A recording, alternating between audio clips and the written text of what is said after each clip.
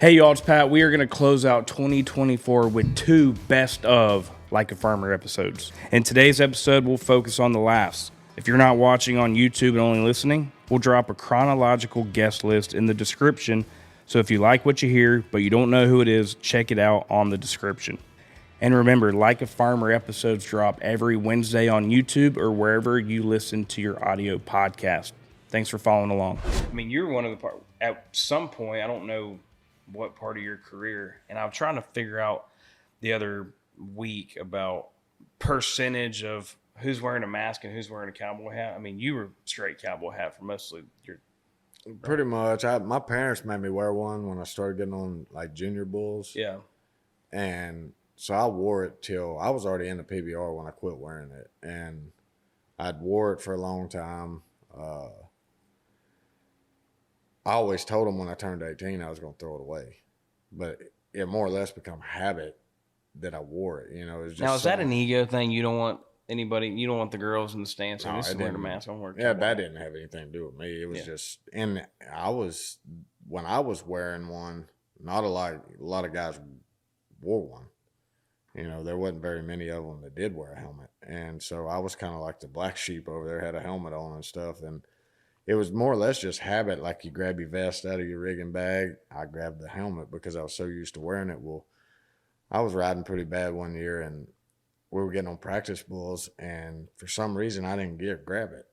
Like it was just kind of like I didn't know I did it. You know, I just grabbed my shit and went and got on, and hell, I rode one, and I mean he bucked pretty hard, and I rode him just dead easy and stepped off. And I said, man, that felt pretty good. I didn't even realize I didn't even have it on.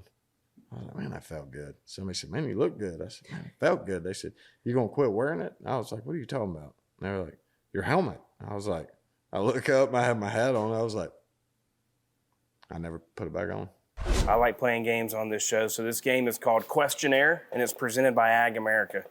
Ag America right here. This is my Ag America hat. You like this hat? Yeah. You kind of paused a little bit. You don't like my hat? I'm dumbfounded. All right, so with this game, it's called Questionnaire. I'm going to ask you questions just right off the top of your head. You just tell me whatever you're thinking, okay? Okay. You going Chevy or Ford? Chevy. Why? All the way.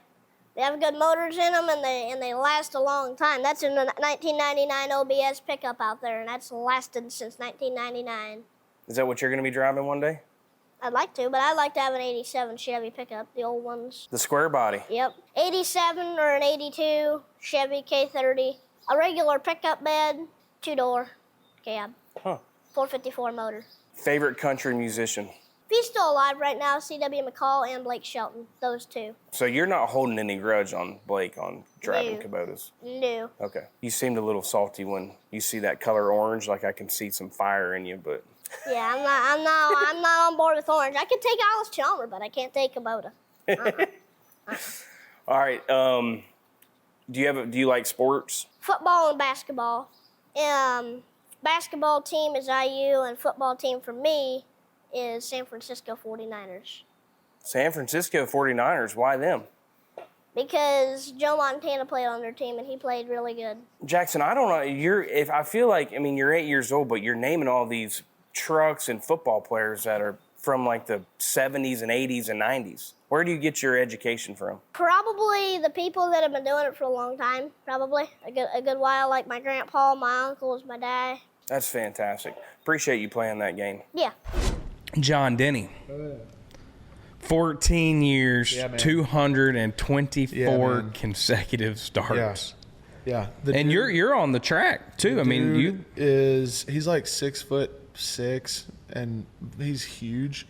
And I like, not just literally, but I do have big shoes to fill. Like, he is one of the greatest to ever do it. And so our kicker, Jason, was here with John for a year. John's last season with the Dolphins, Jason was here with him. And so Jason, like, to this day still razzes me and is like, well, you know, John would have run one more sprint. John would have done this. John would have done that. And he picks at me. But truly, like, he is a great person to model a career and model a work ethic after, because the dude was a workhorse. Like, our strength coach tells me all the time about like what John used to do, in his off time, and he used to just be up there crushing workouts all the time. The dude was like shredded. Like, if you look at pictures of John, he's like veins. He looks like Riley Green with shoulder pads on. Like, That's great. Plus maybe like 30 pounds. But how about Mr. Riley Green inviting all of us out to his farm? Yeah. Dude, Riley's the best. Yeah. He is the man. I was talking. That's a man's man right there. That's a man's man. Just a specimen of a human being. Too. He is, and he knows it too. There's no question. God took his time with Riley Green. Yeah. He took his time. He did. Taylor And Riley was a part of the building process. He's that confident. Not a whole lot of ass. Like you wanted to get some squats in, because I was trying to find a flaw. I was like, he doesn't have a whole lot of ass, but everything else, I mean, Jesus Christ. Even when you find something on the boy, like I was analyzing him from afar, and I saw his mustache, and I was like, that's a little too dark for his hair on top of his head. Like, something's not matching up there. I was like, I'm gonna get him with this. Hey, you put a little Just for Men in that mustache? He goes, oh yeah, man, got to. And the way he said it, I was like, no doubt. You've gotta get that shit out of there, man. I'm gonna Just for Men my mustache today. You have a recently new one, which is an underwear deal. Yeah, now there are times when I stray from that a little bit. And then, I need to show it to you, but so I post, you post the Gildan post, and obviously it breaks the internet.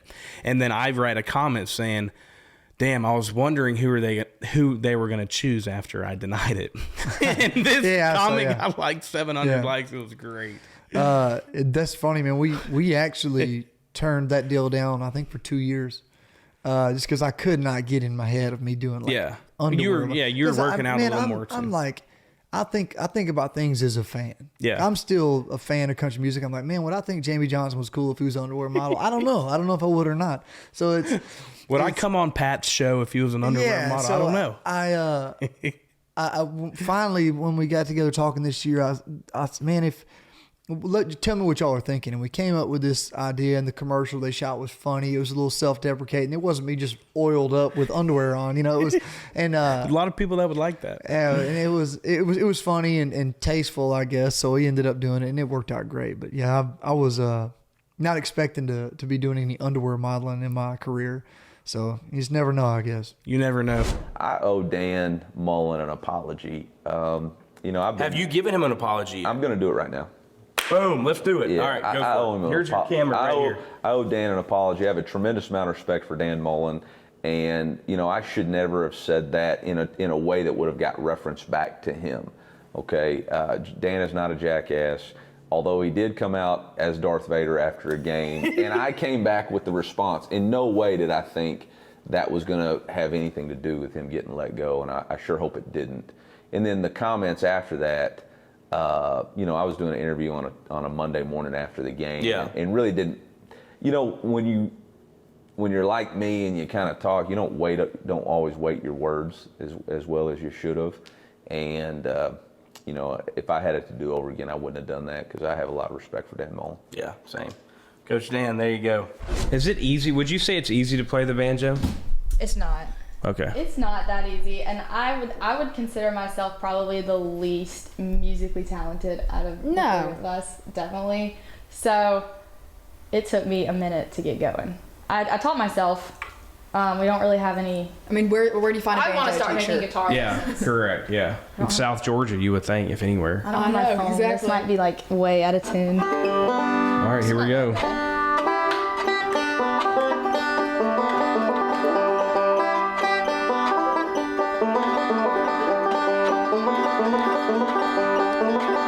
Good. Like a farmer tune right here. I do need like a new opening song. Right? Hey, tell her to write a little banjo lick for you. Yeah, do like a new chord, like a new something Like new. just pick something that's Write not a little copyrighted. banjo. Yeah, write like a little banjo, like a farmer intro song.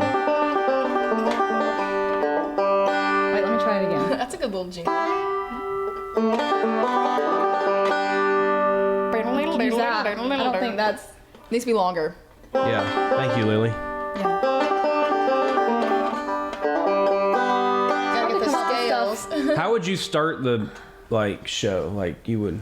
So we open our show by playing "I'm Shipping Up to Boston" by the Dropkick Murphys. I love that. You don't play it though. We got our electric guitar player to play it. Yeah. And our play fiddle it player quicker does than I this can. like harmony thing, which is fun. Because a lot of people are really taken aback, like they're playing that song. Yeah. But Ellie's funny too, because Ellie will pick up Powell's banjo and like the way she plays it like Ellie a plays it guitar. like a guitar. Play it. Like she can like. I can play it like a guitar. Which is Here we go. one of these.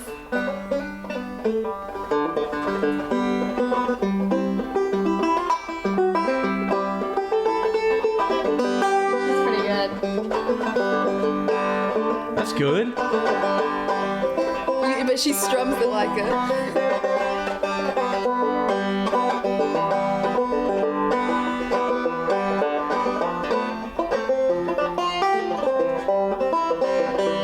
are you doing that without picks?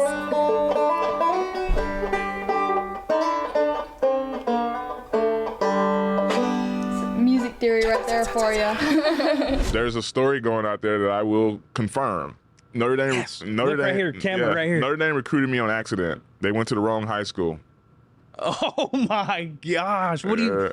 So yeah. they just At the time, was there another Justin Tuck? No, there's another Central High School. At the time, there were 3 high schools named Central High School in the state. Wow. Central of Tuscaloosa County, Central of Phoenix City is Central of Coosa County. And you can go back and check this if y'all want to reference it. It's different now because of the mergers of high schools and so on and so forth. Yeah. But at the time, there was 3 high schools named Central. They landed in Birmingham, Alabama, I guess, and went the wrong way. And in Alabama, there's a highway called Highway 280. Yeah. If you get on 280 and go north and south of it, it'll literally take you right by my high school. There's a gas station literally right by our high school that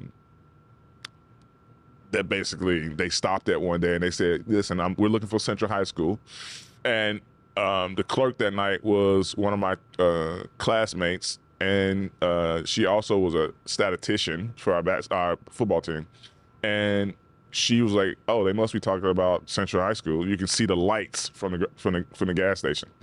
And she basically, I'm trying to cut some stuff out of the story because it'd be a long story. I love this, man. But basically, she like, listen, the gas station. I mean, it's big, small town Alabama football. The gas station is about to close. It's 6:55. Yeah. At 7 o'clock, everything shuts down. She said, "Listen, if you wait 5 minutes, I'm cutting the show down, and I'll drive you to the stadium because there's no parking. Parking is a mile down the road." Yep. So anyway, they go with her. They go the back way to get into our stadium that literally let them park right behind our press box. They go down, they watch the game, start watching the game. Central of Tuscaloosa was they had a player named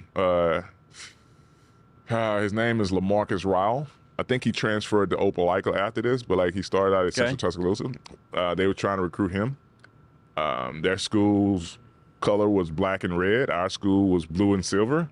And sure enough, when we run out, they're like, that ain't the same color on the tape we were watching. And I think they said they reached over to somebody next to them who I was probably kin to. Yeah. And they're like, is this Central High School? And I was like, yeah, this is Central High School. And is this Central Tuscaloosa? It's like, nah, Central Tuscaloosa 2 hours north, my friend. So obviously they weren't going to make the game, so they just sat down and watched me play or watched us play. Yeah. They didn't know that I was even on the team. They didn't know nothing about me. And lo and behold, I had a pretty good game. Dude. Yeah, that's how they started recruiting me. If you had to choose one, you going Gordon Ramsay or a Guy? Gordon Ramsay all day. Yeah. Yeah. Why is it? Is it Guy? Is it Fieri or Fiari? Damn, I think it's Fury. Fury.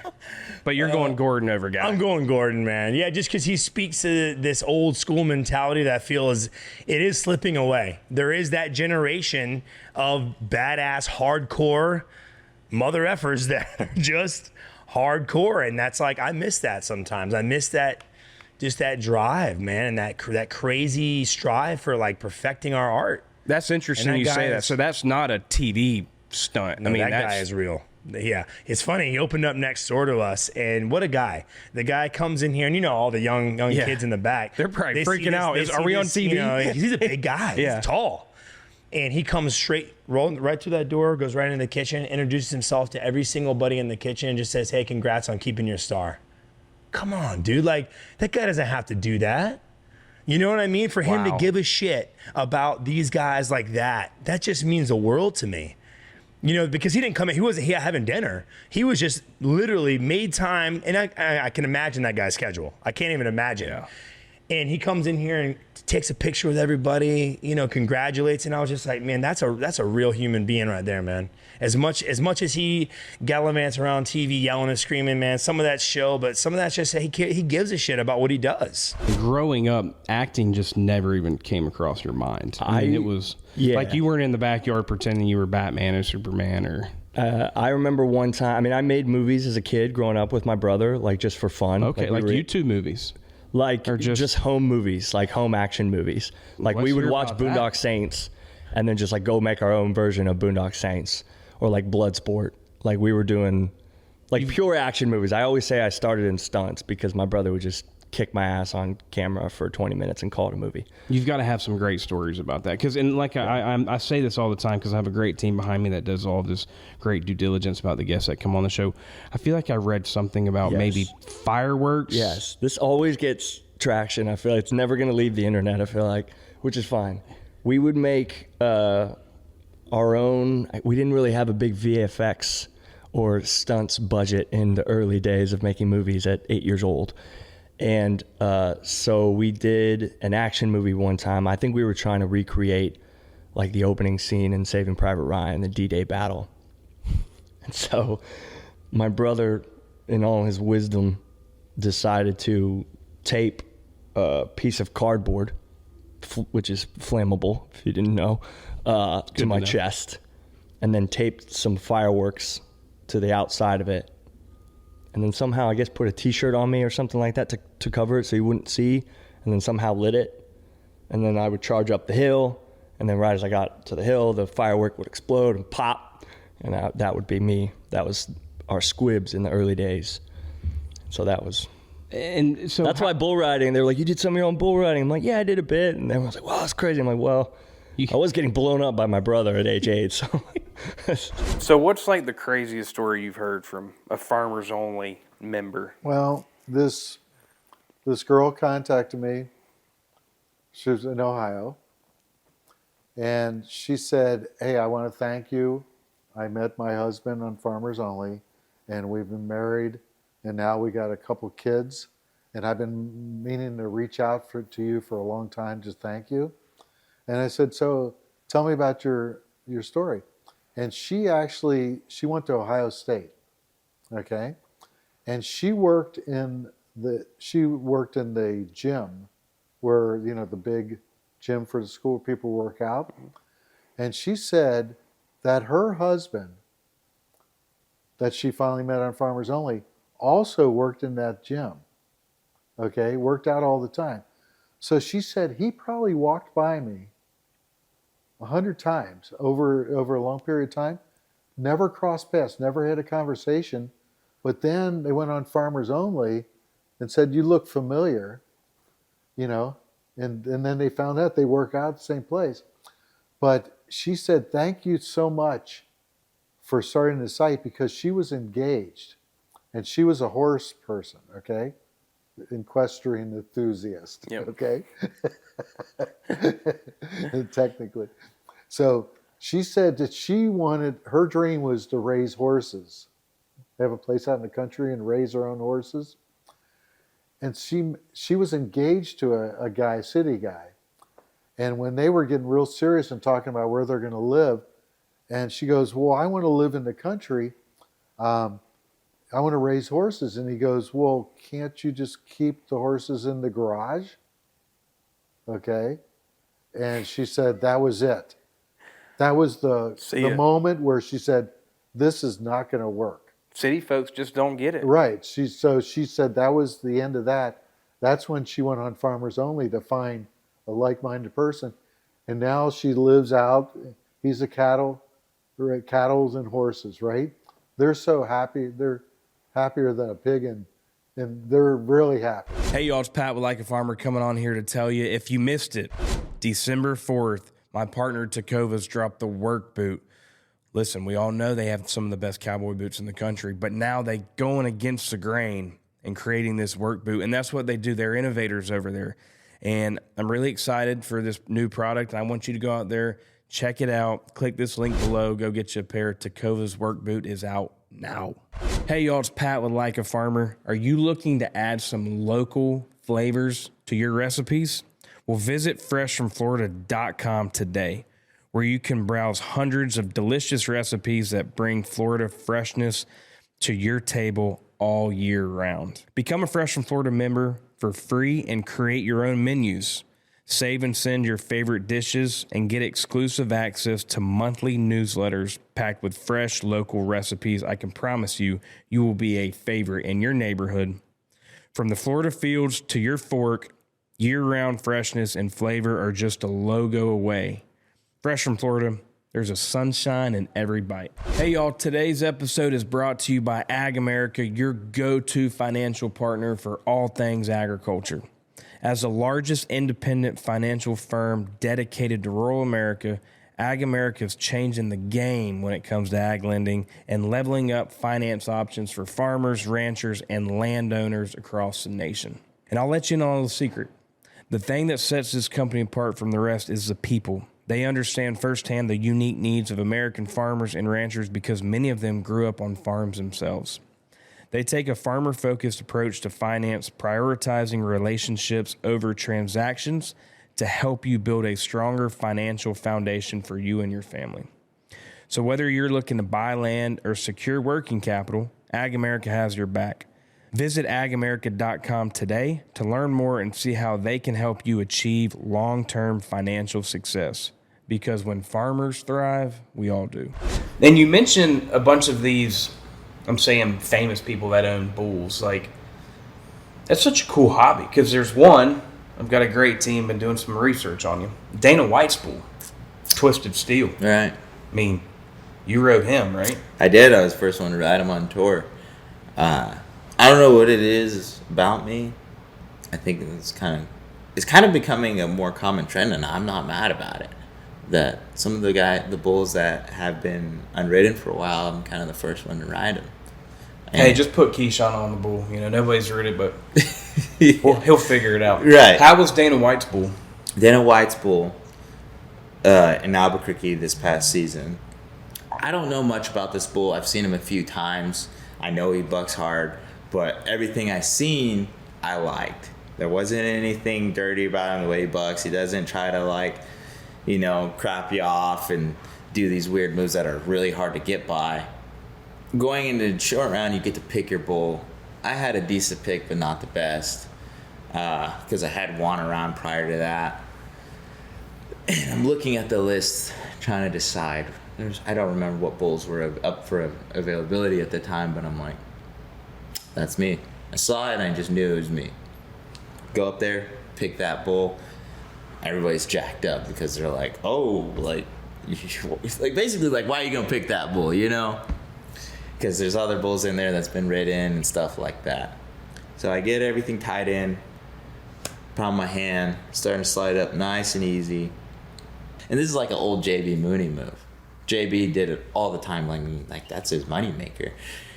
He would always be offset away from his hand because those bulls fill you out and they would go the opposite direction. And you want a bull that goes into your hand because when a bull goes into your hand, you can make mistakes within that ride, but since it's the side that your hand's down, it's a little bit stronger. You don't have to ride off the balance as much. You can kind of muscle your way a little bit.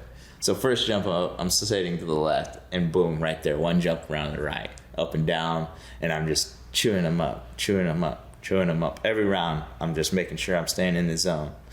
And next thing you know, I'm feeling good, start kicking loose, start spurring, and once I get off, electric. Like, the whole building's going crazy. I'm jacked up. My dad's jacked up. My buddy on my team, Nick Tess from Canada, he's jacked up. And, those feelings are feelings you live for right there. I can't explain it. I guess maybe it's like a kid for Christmas Day, you get the present you've always wanted kind of thing, you know? And who's the most famous person you've ever hung out with? Oh, hell, I don't know. He'll be at the bull ride tonight, probably. The most famous one. Yeah. Old Bob. Oh, Kid yeah. Rock. Oh, Bob. I knew that. I bet. Yeah, I'm sure he's a huge fan. He's pretty cool. He's the first one. We have a mutual friend's how I met him. And Clark introduced us. Well, Bob loves my boy Jagger because Jagger's blonde-headed and wild as wild comes. And after that, heck, he would just FaceTime me randomly. Well, then at first he thought about buying a PBR team. So he called me when he was saying about it. He said, hey, and I was still riding bulls. And he goes, if I was to buy a team, would you coach it? Because I don't know shit about it. And I said, you're damn right I would. And well, then he did, and he did the Kid Rock, the rock and roll rodeo. Mm-hmm. And but you know, since then we're pretty good buddies. So I asked him, I was like, hey, are you I texted him the other day, I said, you coming to the event? He said, yeah, I'll fly back in Friday. He said, we'll be there. I said, you want to do me a favor? He said, yeah, what you got? I said, you want to come to the locker room and pump these guys up? He's like, damn right I will. I said, just call me when you get to the building. He said, all right. Put it up, and then, you know, it got some traction. And got a couple months later, I got a call from my buddies like, hey, you want to come open up for Chase Rice at our farm party at Kennesaw State? And I was like, I've never played a full band show in my life, but I'm down. And I went back to that basement. We rehearsed all night long, and we got a band together, and they called up a guy named Brad Wagner, who's still my guitar player this day, and we became best friends. And we went the next day, and they paid us some beer, and we played 45 minutes, and it was pretty bad, but it was awesome. I had no idea what I was doing up there. And you're opening up for Chase Rice, first ever show. There's like, 600, 800 college kids out there just having a blast, and we were playing a bunch of covers, but that last song we played, Forever Girl, and everyone was screaming every single word. I hit up Brian from FGL, and I said, I'm coming to Nashville. I'd been once. I'm coming. I want to come hang with the boys. And he said, perfect. So I get to the house in Green Hills. It was an old rundown just before Green Hills was really nice. And one of their buddies had gotten severe depression and moved back to Kentucky, so they had a room available in their house. And Brian was like, yeah, Tyler's already got a roommate coming in. And I said, okay, well, that sucks because now I really want to move here. And I had $100,000 to do it, so I had money to last a little while. And that night we went to Tin Roof on Demumbrian. Through whatever we drank that night, it was discussed, and we put together a plan. You know what? We'll figure out the other roommate thing. Go ahead and move here. So the next day I went back to Asheville, North Carolina. Told my mom I'm moving to Nashville. I got enough money to last a little while. And I moved into Brian and Tyler's house, and that was like when they were starting Florida Georgia Line. So I moved into them. They'd write songs, I'd watch, I'd hang out. Me and Brian would write a lot together. Me and Tyler would write a lot together. And that's how I learned to write songs with other people. And it was FGL, and then FGL turned into FGL. Yeah, you want to talk about a good just people to be around when they're still in the growth stage. I mean, yeah. Those they guys taught me a lot. And TikTok, we keep talking about this. I mean, it's crazy. You can go on TikTok and I feel like Morgan's doing it a lot too, but just kind of teasing these songs coming out. Yeah. TikTok, and especially with this new AI shit, man. I mean, I was doing some due diligence on Dylan Marlowe over the past couple of days. Have you seen on TikTok about how Shaq is a big fan of? Dude, I've got so many texts like, dude, this is sick. I'm like, this is not real. It got me for a little bit. Can we pull that up? Pull up. There's like a what is it? Yeah, it's like Dylan Marlowe Vault. No, it's the Vault. Yeah. I don't know who it is. There was one, it's like Joe Rogan. Yeah. Is like talking, and I'm like, are you kidding me? Dude, I would whoever's doing this, thank you. It's like creating some like really funny buzz. Yeah.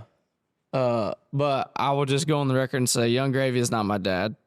Shaq hasn't been to a show that I've seen, but he is invited. If you're watching this, I can get you tickets. I know a guy. Shania Twain's not my mom.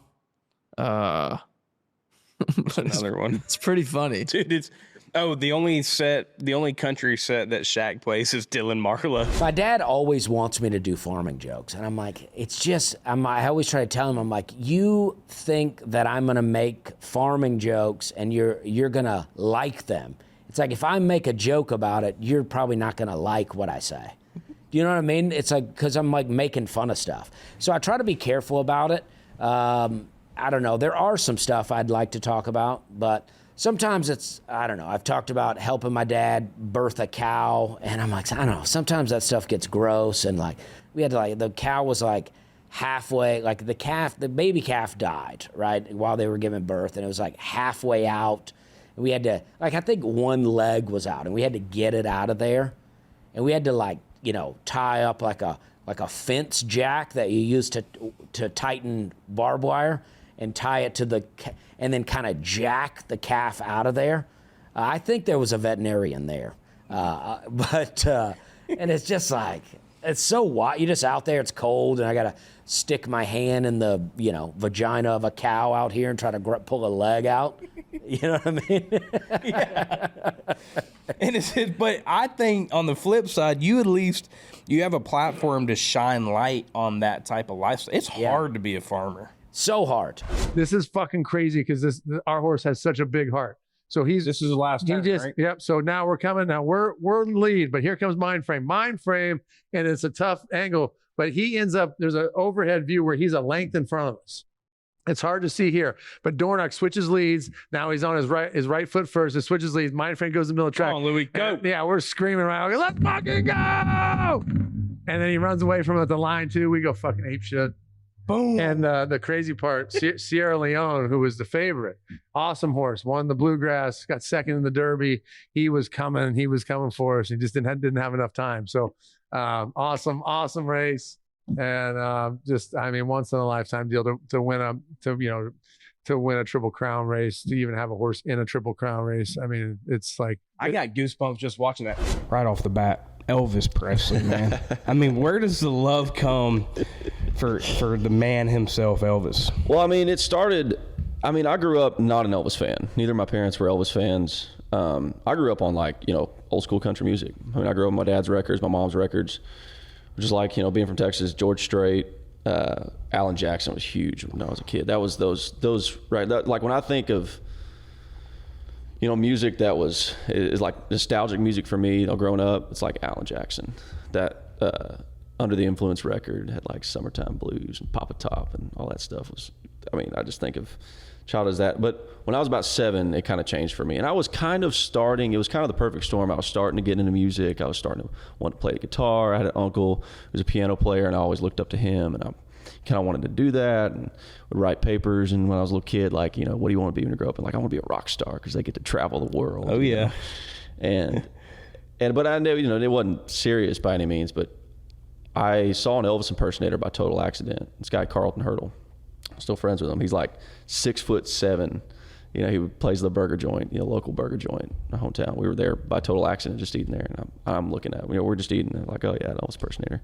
And I'm just like, what's going on? I couldn't take my eyes off it. I was like, what? He's got the jumpsuits and the songs. And I'm like, and how old were you at this point? 7. I was 7. Because back then, it seems like every corner block, these Elvis impersonator, that was the thing. So I feel like I'm sitting in the damn booth with you. You see somebody be Elvis. It was just super cool. Well, it's a wild phenomenon. Yeah. Too. The Elvis thing is crazy. But I went home and, my mom explained to me that, that wasn't, actually it's kind of like, it's Santa or something. Yeah. It wasn't actually Santa, Hey, Drake, I got something to tell you. Okay. That wasn't Elvis. Yeah.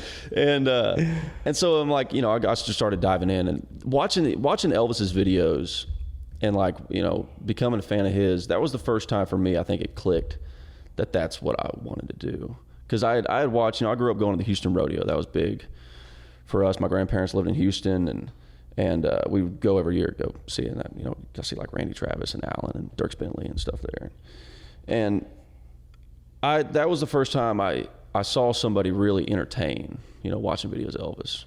And I was born 20 years after he died, but I still felt like he was somehow reaching through that screen and grabbing me and shaking me. So that was the first time I saw that. I went, that's what I want to do. I want to be like Elvis, you know. Hey, I just want to jump into it because, you know, growing up watching you play ball, I mean, one of the few things that I remember about is the sack celebration. Yeah. I mean, where does that lights out sack celebration come from?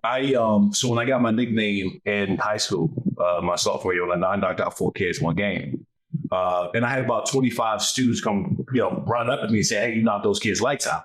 And I just looked at them and said, hey, call me Lights Out. And that name, it just stuck with me, right? And so, matter of fact, when I got to school on Monday, I'm walking in there. It's pre-social media, right? Walking in there, and the kids was saying, hey, good game, lights. So they caught on, you know, that fast. And that's why I'm going to get the tattoo on my right forearm. So whenever I got a sack or a big hit, I was pretending to kind of flip to the switch. You know, that offense. And so I did all this stuff, like I didn't plan it, right? It wasn't, a lot of stuff wasn't planned. It was like out of energy in a moment, and then it just came. And I just stuck with it, man. But it's one of those things, man, that just got people out their seats, you know? Who's the best bull rider right now?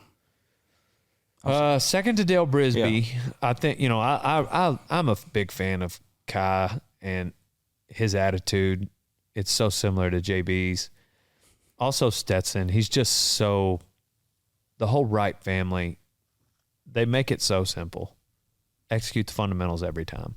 And Ryder is, I think he's the second oldest. It's Rusty, then Ryder, and these are Cody Wright's sons. And Ryder, they call him the Iceman. And if you were following with his career, his first NFR, he won the first 4 rounds in a row. And he just goes out and he just gets his mark out and spurs his broncs. And Stetson's the same way with bull riding. They're just, it's so black and white to them.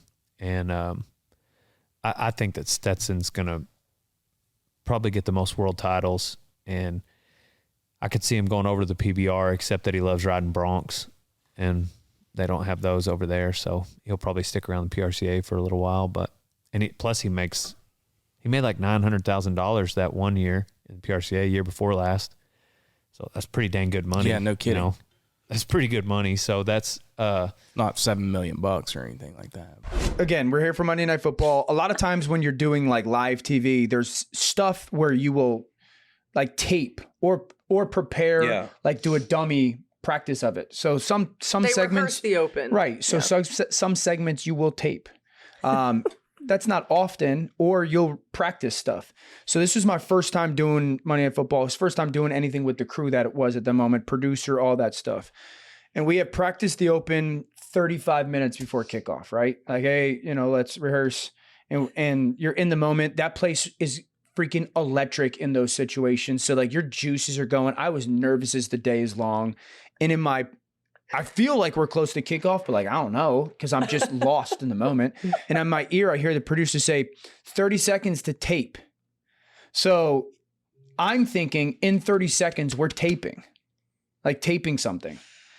He means 30 seconds till tape comes onto the program, like a tape. And it was the big like image and graphic and all Monday that Night stuff. Football, like the jazzed So up that piece. comes on, and I think we're taping, and Steve Levy, I think, kicks it to me or Lewis, and I start talking, and I stumble within 3 or 4 seconds, and thinking we're taping, not a big deal, we'll just run it back. I go, because I'm like, oh, you know, Josh, yeah, blah, blah, blah, blah, blah. And Levy looks at me and goes, and my producer goes, you're live, keep going. And I was like, blah, blah, blah, blah.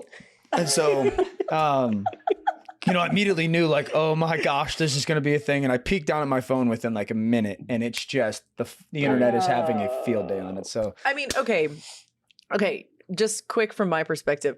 So like, I knew Dan was a little nervous, like probably sent him a text before the game, like, hey, you've got this, you're going to be great, you know, blah, blah, blah, like all good. This happens. I will never forget in my ear, like the stadium's crazy. I'm down on the field. We're live. Like, because we had done this boot. Yeah. And I'm like, oh my God, Dan, like what? This is 100% honesty. I have never been more nervous in my life than when I had to go on camera after that, because I was less they go nervous to break. after it. Yeah. They go to break, and then it comes you can back only to go me. up from there. And I am like Low bar. I was like sick to my stomach. I'm like, I feel so bad because like I knew how much it meant to him, how hard he had worked. And I'm like, oh my God. It's like running. I thought I was going to screw. I mean, it was, well, then there was a big debate, like what was worse, doing the fart on Monday Night Football or back of the end zone? Like, I don't know. Do we know what was worse? Yeah, we need to ask, what's worse, farting on live air or running out of the back of the end zone, Dan? Well, I don't know. Got to choose one. What would you rather do? I would probably rather fart on live air. Yeah, Then run out of the back of the end zone. Yeah. That's a good answer.